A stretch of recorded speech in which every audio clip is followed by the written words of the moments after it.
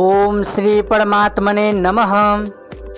आत्मोद्धार के साधन, निष्काम कर्म से परमात्मा की प्राप्ति, पार्ट 1। कर्मयोग, भक्ति योग, ज्ञान योग, ये सभी साधन अपने अपने स्थान में श्रेष्ठ, सुगम और शीघ्र कल्याण करने वाले माने गए हैं।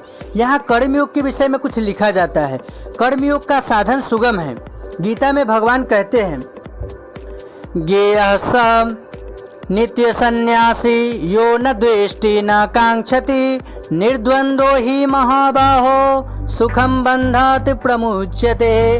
अर्थात हे अर्जुन, जो पुरुष न किसी से द्वेष करता है और न किसी की आकांक्षा करता है, वह कर्मयोगी सदा सन्यासी ही समझने योग्य है, क्योंकि राग द्वेषादि द्वंद्वों से रहित पुरुष सुखपूर्वक संसार बंधन से मुक्त हो जाता है। इतना ही नहीं, ज्ञान योग की प्राप्ति तो कर्म योग के बिना कठिन है, किंतु कर्म योग शीघ्र ही परमात्मा की प्राप्ति कराने वाला है। गीता में बताया गया है, संन्यास्तो महाबाहो दुःखमाप्तो योगतः योगयुक्तो मुनिर्ब्रह्मा न चिरेणाधिगच्छति। अर्थात परंतु हे अर्जुन, कर्मयोग के बिना संन्यास अर्थात मन, इंद्रिय और शरीर द्वारा होने वाले संपूर्ण कर्मों में कर्तापन का त्याग होना कठिन है, और भगवत स्वरूप को मनन करने वाला कर्मयोगी पर ब्रह्म परमात्मा को शीघ्र ही प्राप्त हो जाता है।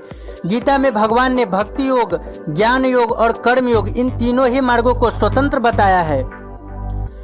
ध्यानेनात्मनि पश्यन्ति केचिदात्मा मानमात्मना अन्ये सांख्येन योगेन कर्म योगेन च परे। अर्थात उस परमात्मा को कितने ही मनुष्य तो शुद्ध सूक्ष्म बुद्धि से ध्यान के द्वारा हृदय में देखते हैं, अन्य कितने ही ज्ञान यज्ञ के द्वारा और दूसरे कितने ही कर्म योग के द्वारा देखते हैं, अर्थात प्राप्त करते हैं। यत् सांख्ये प्राप्यते स्थानं तद्योगैरपि गम्यते एकम सांख्यम च योगम च यह पश्यति स पश्यति। ज्ञान योगियों द्वारा जो परम धाम प्राप्त किया जाता है, कर्म योगियों द्वारा भी वही प्राप्त किया जाता है। इसलिए जो पुरुष ज्ञान योग को और कर्म योग को फल रूप में एक देखता है, वही यथार्थ देखता है। भक्ति योग और ज्ञान योग के साधन में भी कर्म योग को श्रेष्ठ बताया है। श्रेयो हि ज्ञानम अभ्यासः जज्ञानाद ध्यानम विशिष्यते ध्यानात् कर्म फल त्यागाच्छानिरंतरम। अर्थात मर्म को न जानकर किए हुए अभ्यास से ज्ञान श्रेष्ठ है, ज्ञान से मुझ परमात्मा के स्वरूप का ध्यान श्रेष्ठ है, और ध्यान से भी सब कर्मों के फल का त्याग श्रेष्ठ है, क्योंकि त्याग से तत्काल ही परम शांति होती है।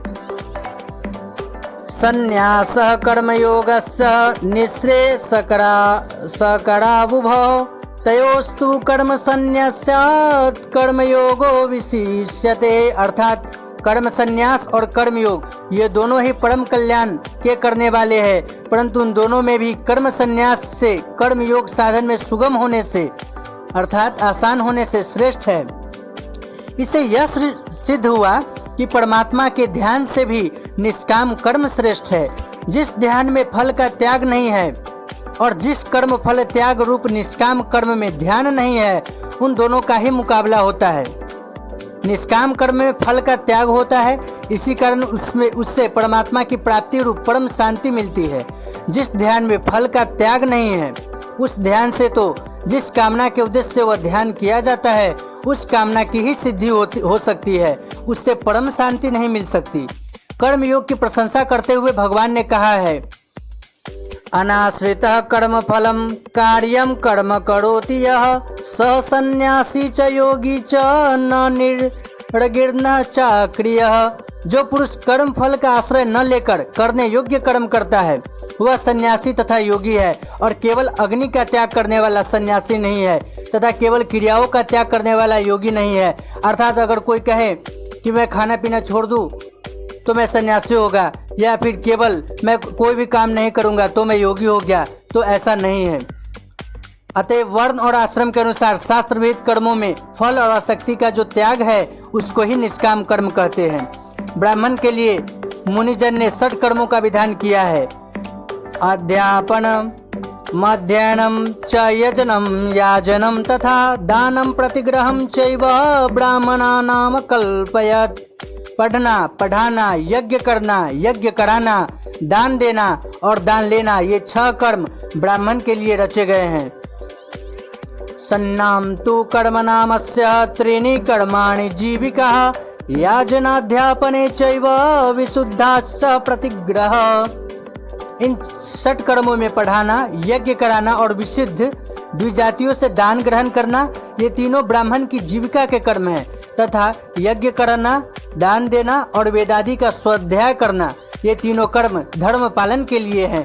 क्षत्रिय के लिए प्रजा की रक्षा करना, 2 विरोधी पक्षों का उचित न्याय करना और कर वसूल करना, ये 3 जीविका के कर्म है। और दान देना, यज्ञ करना तथा वेदादि का स्वाध्याय करना, ये तीनों कर्म धर्म पालन के लिए हैं। इसी प्रकार वैश्य के लिए कृषि, गोरक्षा और व्यवसाय, ये 3 कर्म जीविका के लिए हैं। कृषि गोरक्ष वाणिज्यम वैश्य कर्म स्वभावजम।